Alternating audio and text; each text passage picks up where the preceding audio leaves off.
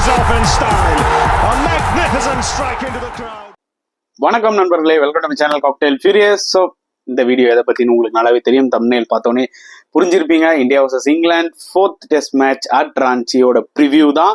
So நிறைய விஷயங்கள் இருக்குது டிஸ்கஸ் பண்ணுறதுக்கு. ஸோ இந்தியாவோட பிளேயிங் 11 என்ன, இங்கிலாண்டோட பிளேயிங் 11 என்னன்றதை நம்ம டிஸ்கஸ் பண்ணலாம்.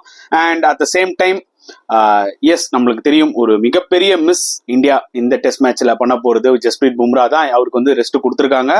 ஸோ ரொம்ப ரொம்ப இம்பார்ட்டன்ட் டெஸ்ட் மேட்ச். இந்த டெஸ்ட் மேட்ச் இந்தியா வின் பண்ணா சீரீஸே வின் பண்ணுவாங்க.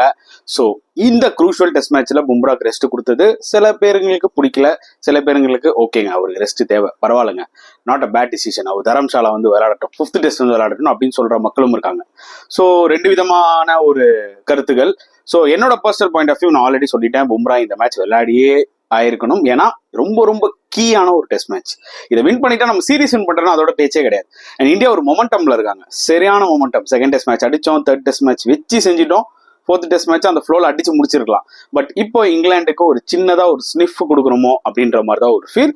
நெவர்தலெஸ் பும்ரா இல்லாமையும் நம்மளால வின் பண்ண முடியும்ன்றது ஒரு ஃபேக்டர் இருக்கு இந்த மாதிரி கண்டிஷன்ஸ்ல.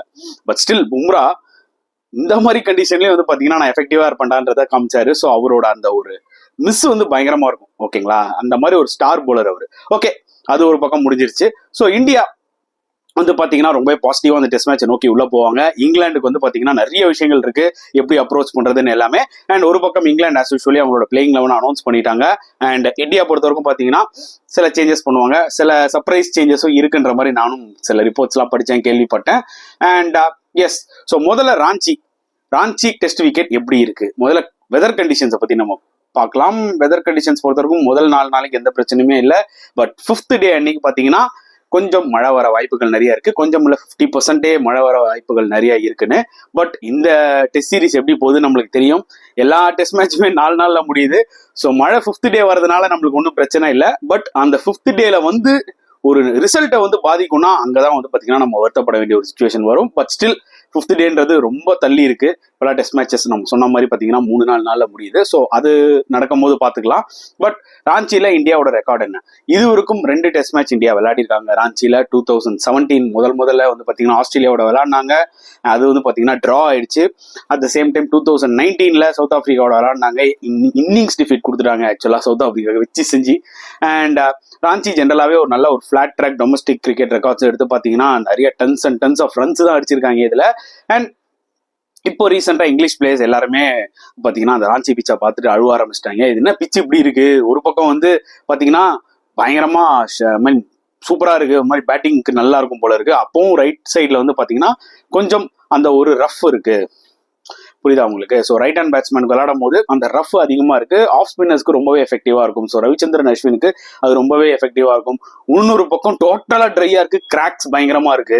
இது என்னவோ ரேங்க் டர்னர் தான்ற மாதிரி இப்பயே புலம்ப ஆரம்பிச்சிட்டாங்க இங்கிலாந்து பிளேயர்ஸ், மீடியால பேட்டி கொடுத்துட்டு இருக்காங்க. ஸோ இது எக்ஸ்பெக்டட் தாங்க. அதாவது நான் என்ன சொல்ல வரேன்னா, டிஆர்எஸ் இல்ல அம்பையர்ஸ் கால் என்ன வேணா சொல்லிக்கோ, okay. Test matches test series முடிஞ்சதுக்கு அப்புறம் நீங்க வந்து என்ன வேணா சொல்லிக்கோங்க, இதெல்லாம் எப்படி பண்ணலான்னு. In between of the series நீங்க சொல்லும் போது ஆப்வியஸ்லி எல்லாருக்கும் என்ன தெரியும், நீ தோத்துட்டேன்ற ஒரு ஃப்ரஸ்ட்ரேஷன்ல பேசுறீங்கன்றது தானே தோணும். ஸோ அதனால வந்து இது எல்லாம் விட்டுட்டு அவங்களோட கருத்துக்கள்லாம் இந்த டெஸ்ட் சீரிஸ் முடிஞ்சதுக்கு அப்புறம் கொடுத்தா போதும். இப்போ அதாவது என்ன அவங்களுக்கு ஒரு பெரிய பிரச்சனை இருந்ததுன்னா, இதுக்கு முன்னாடி 2020-21 சீரீஸ்ல பிச் வந்து பாத்தீங்கன்னா எல்லாமே ரேங்க் டர்னர்ஸ், புரியுதா உங்களுக்கு. ஸோ இந்தியா அதுல வச்சு செஞ்சுட்டாங்க இங்கிலாண்டா. அதுக்கு ஒரு காரணம் சொன்னாங்க, நம்மளுக்கு புரிஞ்சுது, நியாயத்துக்கு பால் 1ல இருந்து திரும்புதுரா அப்படின்ற மாதிரி இருந்தது. நம்மளுக்கே கொஞ்சம் ஒரு மாதிரி தான் இருந்தது, அண்டர்ஸ்டாண்டபிள். இந்த வாட்டி பிச்சஸ் எல்லாமே வந்து பாத்தீங்கன்னா நல்லா இருக்கு ஆக்சுவலா. நல்லா பேட்டிங்க்கும் இருக்கு, போலிங்க்கும் இருக்கு, ஸ்பின்னுக்கு இருக்கு, பேஸுக்கு ரிவர்ஸ் ஸ்விங் இருக்கு, எல்லாமே இருக்கு.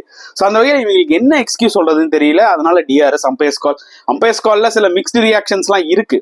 இப்போ நான் அம்பையர்ஸ் காலை பத்தி பேசுறேன்னா இவங்க ஏன் தோத்ததுக்கு அப்புறம் பேசுறாங்கன்றதுதான் வந்து என்னோட ஒரு பாயிண்ட் ஆஃப் வியூ, புரியுதா உங்களுக்கு. அம்பையர்ஸ் கால்ன்றது வந்து தப்பு அப்படின்றத பென் ஸ்டோக்ஸ் வந்து ஆரம்ப காலத்துல இருந்து அவர் வந்து பேசிக்கிட்டு இருந்தாருன்னா அதுல ஒரு லாஜிக் இருக்கு. இன்னைக்கு இப்போ இந்த சீரீஸ்ல நடக்கும்போது நீங்க பேசுறதுதான் ப்ராப்ளமா இருக்கு எனக்கு, என்ன பொறுத்தவரைக்கும். அப்ப நீங்க தோத்துட்டீங்கன்ற ஒரு ரீசனுக்காக தான் நீங்க பேசுறீங்க, கரெக்டா. அதனாலதான் எனக்கு ஸ்பார்க் ஆச்சு, புரியுதா உங்களுக்கு. மற்றபடி அம்பையர்ஸ் கால் வந்து கரெக்டானது அப்படின்னு நான் சொல்ல வரல. எஸ், அதுலயும் சில விஷயங்கள்லாம் இருக்கு. ஸோ நிறைய சேஞ்ச் பண்ண வேண்டியதும் இருக்கு. அதுதான் என்னோட ஒரு கருத்து, புரியுதா உங்களுக்கு. ஸோ ஒருத்தவங்களும் தாராளமா அவங்களோட கருத்துக்கள் சொல்லலாம். அது வந்து இந்தியன் கேப்டனா இருக்கலாம், நிறைய பேர் சொல்றீங்க அந்த மாதிரி. எஸ், இந்தியா வந்து அப்ராட்ல போகும்போது அங்கே ஏதாவது இஷ்யூஸ் இருந்தா சொல்றாங்க, அதெல்லாம் சொல்றது எந்த ஒரு பிரச்சனையுமே இல்லை. இந்தியா சொன்னாலும் அது தவறு தான். அதர் ஆப்பனன்ட் சொன்னாலும் அது தவறு தான். என்னன்னா இன்பிட்வீன் மேட்ச்ல நீங்க வந்து பாத்தீங்கன்னா ஒரு ராங் டிசிஷன் கொடுத்துட்டாங்கன்னா நீங்க அதை பத்தி பேசலாம். பட் ரூல்ஸ்ல இருக்கிற டிசிஷன் நடக்கும்போது வந்து பாத்தீங்கன்னா அதை பத்தி நீங்க இன்பிட்வீன் ஆஃப் த சீரீஸ்ல பேசுறது ஒரு கரெக்டான விஷயம் இல்லைன்றதா என்னோட ஒரு பாயிண்ட் ஆஃப் வியூ. இப்போ ராஞ்சி பிச்சை பத்தி பயங்கரமா புலம்பிட்டு இருக்காங்க. என்ன பர்சனலா கேட்டீங்கன்னா இந்த டெஸ்ட் சீரீஸ்ல இது வரைக்கும் 3 டெஸ்ட் மேட்ச் சூப்பரா இருக்கு. ஸோ அதுல ஒன்று ராஞ்சியில வந்து பாத்தீங்கன்னா ஒரு ரேங்க் டர்னர் ரெடி பண்றதுல எந்த தவறும் இல்லை. புரியுதா உங்களுக்கு? ஸோ உங்களுக்கு ஒரு டிஃபரன்ஸ் இருக்கும். ஃபர்ஸ்ட் டெஸ்ட் மேட்ச் ஹைதராபாத்ல ரேங்க் டர்னர்னு சொல்ல முடியாது, ஆனால் நல்லா ஸ்பின் ஆச்சு. இந்தியாவுக்கு இப்பெல்லாம் வந்து பாத்தீங்கன்னா பயங்கரம் ஸ்பின் ஆச்சுன்னா இந்தியாவுக்கு வந்து பேக் ஃபயர் தான். அது கிட்டத்தட்ட ஹைதராபாத் அதனாலதான் பேக் ஃபயர் ஆச்சு நம்மளுக்கு. அண்ட் இங்கிலாந்து வின் பண்ணிட்டாங்க. அண்ட் அடுத்த 2 டெஸ்ட் மேட்ச் நல்லா ஃபிளாட் ட்ராக். முதல் 2-3 டேஸ் நல்லா பேட்டிங்க்கு நல்லா உதவும். அண்ட் இந்தியா அதுக்கேற்ற மாதிரி நல்லா விளையாடிட்டாங்க. To be very honest, toss win பண்ணிட்டு லக்கிலி. ஸோ அதனால நம்ம வந்து அப்புறமா வச்சு செஞ்சிட்டோம் 4th இன்னிங்ஸ்ல. அது வேற விஷயம். இப்போ 4th டெஸ்ட் மேட்ச் ராஞ்சியில பாத்தீங்கன்னா எனக்கு தெரிஞ்சு இது பயங்கரமா திரும்ப போகுது. மேபி ஒரு ஃபர்ஸ்ட் டே 1 ஓரளவுக்கா இருக்கும். எனக்கு தெரிஞ்சு டே 2ல இருந்து திரும்புற மாதிரி தான் இருக்கு. பிச்சை பார்க்கும்போது அப்படிதான் தெரியுதா. அதர் சைட் ஒரு சைட் ஆஃப் பிச்சு பார்க்கும்போது பயங்கரமான கிராக்ஸ் இருக்கு. ஸோ இங்கிலாந்து பிளேஸ்க்கு இப்பயே லைட்டா அள்ளுவிட்ட மாதிரி தான் இருக்கு. பட் இது இந்தியாவுக்கும் பேக் ஃபயர் ஆகலாம். அதுதான் என்னோட ஒரு பாயிண்ட் ஆஃப் வியூ. வெறும் இங்கிலாந்து மட்டும் பயப்படுறது பிரச்சனை இல்லை, இந்தியாவுக்கும் பேக் ஃபயர் ஆகலாம். பட் இந்த 5 டெஸ்ட் மேட்ச்ல ஏதாவது ஒரே ஒரு டெஸ்ட் மேட்ச் ரேங்க் டர்னர் போறதுல வந்து எந்த ஒரு தவறும் இல்லைன்றதா என்னோட ஒரு பாயிண்ட் ஆஃப் வியூ. ஏன்னா ஒரு டிஃப்ரெண்ட் டைப் ஆஃப் பிச்சஸா இருக்கணும் எல்லா மேட்சஸுமே. புரியுதா உங்களுக்கு? எல்லா மேட்சுமே எல்லா சிட்டிலையுமே நம்ம வந்து ஒரே மாதிரி ட்ராக் பார்த்துருந்தோம்னா ஒரு இன்ட்ரெஸ்டே இருக்காது. புரியுதா? தரம்சாலால ஆப்வியஸ்லி உங்களுக்கு அந்த ஒரு கண்டிஷன்ஸ்க்கு ஏற்ற மாதிரி கொஞ்சம் பால் கொஞ்சம் அந்த ஸ்விங் இருக்கும். ஸோ அது டோட்டலாக டிஃப்ரெண்டா இருக்கும். வேற இங்கிலீஷ் பிளேயர்ஸ் என்ஜாய் பண்ணுவாங்க. ஐ திங்க் இது கொஞ்சம் ரேங்க் டர்னர் மாதிரி தான் வந்து அமைய போகுதுன்னு நினைக்கிறேன். இது என்னோட ஒரு gut feeling. Yes. So India versus இங்கிலாண்டோட பிளேயிங் 11 என்னவா இருக்கும் அதுதான் பேச போறோம். இங்கிலாந்து ஆல்ரெடி அனௌன்ஸ் பண்ணிட்டாங்க. ஸோ முதல்ல இங்கிலாந்து பத்தி நம்ம பேசலாம். ஸோ இங்கிலாந்தோட பிளேயிங் 11ல 2 சேஞ்ச் பண்ணியிருக்காங்க. அதாவது மார்க் வுட்டுக்கு ரெஸ்ட் கொடுத்துட்டு ஒலிவ் ராபின்சன் உள்ள வந்திருக்காரு. வாப்பா உனக்காக தான் வெயிட்டிங். அதாவது ராபின்சனுக்கே ஒரு பெரிய என்ன சொல்லுவாங்க, ஒரு பேர் வச்சிருக்காங்க, பிக் மவுத். அப்படின்னா ஒரு பெரிய வாய், ரொம்ப வாய் விடுவாரு அப்படின்றதான் சொல்ல வருவாங்க. ஒரு நம்ம சீரீஸ் ஆரம்பிக்கிறதுக்கு முன்னாடியே கோலி இழுத்தாரு பயங்கரமா. எங்கால எனக்கு பர்சனல் விஷயமே 1008 பிரச்சனை இருக்கு, நீ பாட்டுக்கு பேசணும் போ, எனக்கு என்ன கவலைன்ற அவர் போயிட்டாரு. ராபின்சன் வந்து பயங்கரமா அந்த வாய் விடுறதுல வந்து மன்னன். அது ராபின்சன் பேர் போனவர். ஸோ தலைவர் உள்ள வராரு, நல்லா போலார். ஆக்சுவலி பாத்தீங்கன்னா இங்கிலாந்துக்கு பெர்ஃபார்ம் பண்ண விதமும் பாத்தீங்கன்னா சூப்பரா போடுவாரு. என்ன பண்றது, சம்டைம்ஸ் டேலண்ட் இருக்கும், அட் சேம் டைம் கொஞ்சம் அதிகமாகவும் வாயும் இருக்கும். அது ஒன்றும் பண்ண முடியாது. பார்க்கலாம் அவர் எப்படி அவரோட டேலண்ட் இந்த ராஞ்சி டெஸ்ட்ல காமிக்கிறாருன்னு. கண்டிப்பா அந்த ரிவர்ஸ் ஸ்விங் ஃபேக்டர்ன்றது இவர் எஃபெக்டிவா தான் இருப்பாரு. இன்னொன்னு ஒரு சேஞ்ச் யாருன்னு பாத்தீங்கன்னா ஷோயப் பஷீர் வந்திருக்காரு ரெஹான் அஹ்மதுக்கு பதில். ஸோ இந்த சேஞ்ச் ஆக்சுவலா நான் வந்து லாஸ்ட் டெஸ்ட் மேட்சே நான் எதிர்பார்த்தேன். நான் என்னோட ப்ரெடிக்ஷன் வந்து சொல்லியிருந்தேன். ஆக்சுவலா அப்போ நான் வந்து பஷீர் தான் விளையாடிருப்பேன் ரெஹானுக்கு பதில். ஏன்னா ஒரு கண்ட்ரோல் இருக்கும்ன்ற ஒரு பட்சத்துல. பட் அவங்க வந்து ரெஹான் அஹ்மத் போனாங்க பஷீருக்கு பதில். ஸோ இந்த மேட்ச்ல பஷீர் போறது வந்து இட்ஸ் அ பெர்ஃபெக்ட் மேட்ச் அப். ஏன்னா ஆப்வியஸ்லி அவங்களுக்கு வந்து பாத்தீங்கன்னா பெரிய த்ரெட்டே ஜெய்ஸ்வால் தான். ஸோ ஜெய்ஸ்வால்ன்ற போது பாத்தீங்கன்னா அந்த ஹாஃப் ஸ்பின்னர்ஸ் ஒரு பக்கம் ஜோ ரூட் போடலாம், ஒரு பக்கம் ப்ரொஃபஷனல் ஸ்பின்னர் பஷீர் போடலாம். ஸோ அது கொஞ்சம் அவரை டைட்டர் பண்ணலாம். ஸோ அந்த சில ஸ்ட்ராட்டஜி வைஸ் அவர் எடுத்திருக்காங்க. அட்லீஸ்ட் இந்த டெஸ்ட் மேட்ச்ல அது ஒரு பெட்டர் ஆப்ஷன் தான். ரெஹான் அஹ்மதுக்கு பதில் பஷீர் உள்ள வருது நிஜமாவே பெட்டர் ஆப்ஷன் தான். இன்கேஸ் பிச் ரேங்க் டர்னரா இருந்துச்சுன்னா பஷீர் அவரோட ஹைட்டுக்கு இன்கன்சிஸ்டன்ட் பவுன்ஸ் என்ன வேணாலும் அவங்க இந்தியாவை ட்ரபிள் பண்ண வாய்ப்புகள் நிறைய இருக்கு. அண்ட் தி அதர் அண்ட் ஹார்ட்லியும் வந்து பாத்தீங்கன்னா நார்மல் பிச்சிலே நம்ம வந்து பயங்கரமா ரெஸ்பெக்ட் கொடுத்து விளாடுறோம். ஹார்ட்லியும் போது ஒரு ரேங்க் கொடுத்தா ஹார்ட்லி வந்து கிட்டத்தட்ட ஒரு ரங்கனா ஹெராத் மாதிரி நம்ம விளையாடுவோமோன்றதான் என்னோட ஒரு ஃபீல். ஸோ அது நம்ம பொறுத்து தான் பார்க்கணும். அவரை கவுண்டர் அட்டாக் பண்றதுக்கு தான் கண்டிப்பா நம்மளுக்கு ஜெய்ஸ்வால் இருக்காரு. பட் அது வரைக்கும் ஜெய்ஸ்வால் விளையாடணும், அந்த கன்சிஸ்டன்சி இருக்கணும். ஏன்னா ரொம்ப ரொம்ப இம்பார்ட்டன்ட். 2 டபுள் செஞ்சுரி அடிச்சிட்டோம் போது பாத்தீங்கன்னா அந்த ஒரு கம்ப்ளேசன்சி வரும். ஸோ ஹோப்ஃபுல்லி ஜெய்ஸ்வாலுக்கு அது இருக்காதுன்னு நினைக்கிறேன்.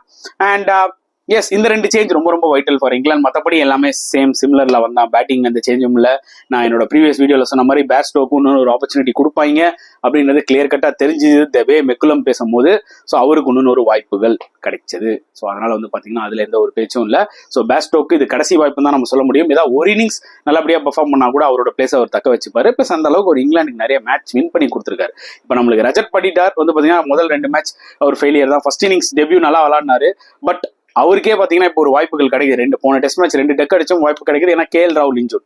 இது அப்படின்னு போது பேட்ஸ்டோலாம் இங்கிலாந்து நிறைய மேட்ச் வின் பண்ணி கொடுத்துருக்காருன்னும் போது அவங்க மேனேஜ்மெண்ட் கண்டிப்பா அவரை பேக் பண்றாங்க. ஸோ பொறுத்து வந்து பார்க்கலாம் அவர் எப்படி விளையாட போறாருன்னு சொல்லிட்டு. கண்டிப்பா ஏதாவது ஒரு ஸ்ட்ராட்டஜியோட கண்டிப்பா வருவார். அண்ட் ஓகே, இங்கிலாந்து டீம் பொறுத்தவரைக்கும் என்னை பொறுத்தவரைக்கும் பாத்தீங்கன்னா அவங்க சேஞ்சஸ் பண்ணது வந்து எல்லாமே ஓகேங்க. மார்க்வுட் ஆப்வியஸ்லி அந்த ஒரு ஒர்க்லோட் மேனேஜ்மெண்ட் தான். போன மேட்ச்ல மனுஷன் வந்து எவ்வளோ ஓவர்ஸ் வந்து அந்த 145 to 150 கிலோமீட்டர் ஸ்பீடை கன்சிஸ்டன்டா மெயின்டைன் பண்ணி உயிரை குத்து போலிங் போட்டு இருந்தாரு அந்த பிச்சில். அப்பவே தெரிஞ்சது நெக்ஸ்ட் மேட்ச் இந்த மனுஷனை ரெஸ்ட் குத்துருவாங்கன்னு சொல்லிட்டு. ஸோ ஆண்டர்சன் அண்ட் ராபின்சன் போது பாத்தீங்கன்னா இங்கிலாந்துக்கு அந்த ஒரு கண்ட்ரோல் இருக்கும்.